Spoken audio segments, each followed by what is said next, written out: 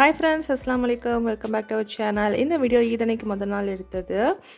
இந்த வருஷம் பெருநாள் வந்து ரொம்பவே சூப்பராக போச்சு அல்ஹம்துலில்லாஹ். உங்களுக்குமே வந்து நல்லபடியாக முடிஞ்சிருக்கும்னு நினைக்கிறேன். பெருநாள் அப்படின்னா ஸ்வீட் இல்லாமையா எப்போவுமே வந்து நான் குலாப் ஜாம் பண்ணுவேன். இந்த வருஷம் அதே குலாப் ஜாம் மாவு வச்சு ஒரு கேக் பண்ணியிருந்தேன். இதோட டேஸ்ட் பார்த்தீங்கன்னா தம்மடன்னு சொல்லுவோம் இல்லையா, தம் கேக்குன்னு சொல்லிட்டு அந்த மாதிரியும் இருக்கும். ரவாலாம் சேர்த்து பண்ணுறதுனால குலாப் ஜாமோட டேஸ்ட்டுமே வந்து இருக்கும்.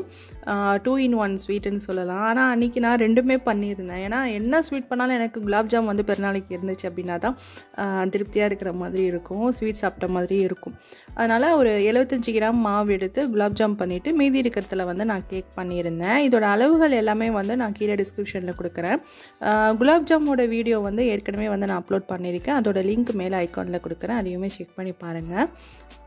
இந்த வருஷம் பெருநாளைக்கு வந்து பார்த்திங்கன்னா எல்லாமே மாற்றி பண்ணுற மாதிரி ஆயிடுச்சு. ஸ்வீட் பண்ணது, ட்ரெஸ் எடுத்தது எல்லாமே.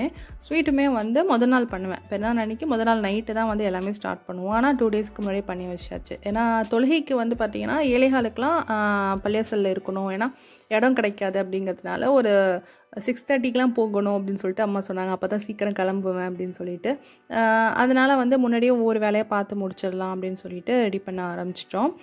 கேக் பண்ணுறப்ப அப்படி தான் வேறு ஒரு வேலையை இழுத்து போட்டுக்கிட்டு இதில் கொஞ்சம் அதில் கொஞ்சம் பார்க்குறேன் அப்படின்னு சொல்லிட்டு ரவாவும் ஜீனியும் வந்து ஒரு பல்ஸ் கொடுத்து எடுத்திருந்தேன். ஏன்னா ரவாவும் வந்து ரொம்ப பெருசாக இருந்துச்சு, சின்ன நைஸ் ரவாவாக இல்லாமல். ஜீனியுமே வந்து ஒரு முட்டையில் கரையாது இல்லையா, அதனால் ஒரு பல்ஸ் கொடுத்து தனியாக வச்சுருந்தேன்.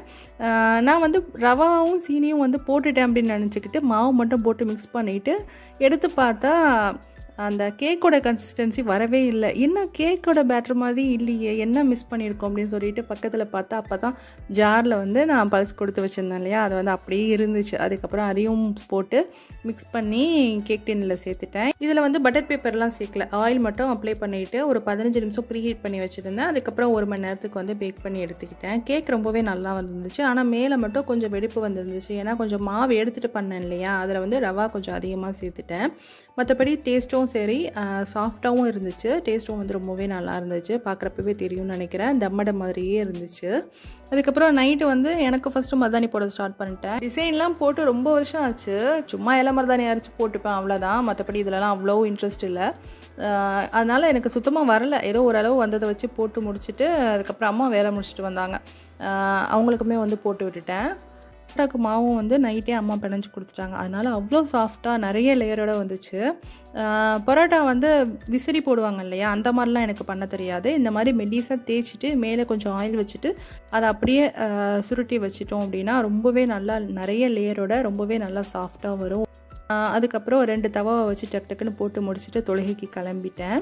தொழுகையை முடித்தோன்னே ஃபஸ்ட்டு வேலை எப்போவுமே வந்து பார்த்திங்கன்னா எல்லாேருக்கும் கால் பண்ணுறது, வர கால் அட்டன் பண்ணுறது, இதுவாக தான் இருக்கும். அன்றைக்கும் அப்படின்னா எல்லாத்தையும் பேசி முடித்ததுக்கப்புறம் சாப்பிட ஆரம்பித்தோம். அன்றைக்கி டிஃபன் வந்து சேமியா, வட்டலப்பம், கடல் பாசி, அதுக்கப்புறம் பரோட்டா, சிக்கன் குருமா இதெல்லாம் தான் இருந்தது. சாப்பிட்டு முடிச்சுட்டு கொஞ்சம் நேரம் ரெஸ்ட் எடுத்துகிட்டு அதுக்கப்புறம் மதியம் வேலையை வந்து ஆரம்பிச்சிட்டோம். ஏன்னா நான் இங்கே அம்மா வீட்டில் இருக்கிறதுனால மாமியாருக்கு வந்து சாப்பாடு கொடுத்துட்டு சலாம் சொல்லிட்டு வரணும் அப்படிங்கிறதுனால கொஞ்சம் சீக்கிரமாகவே வேலையை ஆரம்பித்து முடிச்சிட்டோம். எப்பவும் பிரியாணி தான் பண்ணுவோம், ஆனால் இந்த தடவை வந்து புலாவ் பண்ணி ரொம்ப சிம்பிளாக வேலையை முடிச்சாச்சு. அதுக்கப்புறம் சாப்பிட்டுட்டு மறுபடியும் வந்து வீடியோ கால் பண்ணுறது, ஃபோட்டோஸ் எடுக்கிறது, அந்த மாதிரி டைம் போனதே தெரியல. ரொம்ப சூப்பராக போச்சு. உங்களுக்குமே வந்து நல்லபடியாக முடிஞ்சிருக்கும்னு நினைக்கிறேன். இந்த வீடியோ பிடிச்சிருந்துச்சுன்னா லைக் பண்ணுங்கள், ஷேர் பண்ணுங்கள், சப்ஸ்கிரைப் பண்ணிவிட்டு பக்கத்தில் இருக்கிற பெல் ஐக்கானை ப்ரெஸ் பண்ணி வச்சுக்கோங்க. தேங்க்யூ ஸோ மச் ஃபார் வாட்சிங்.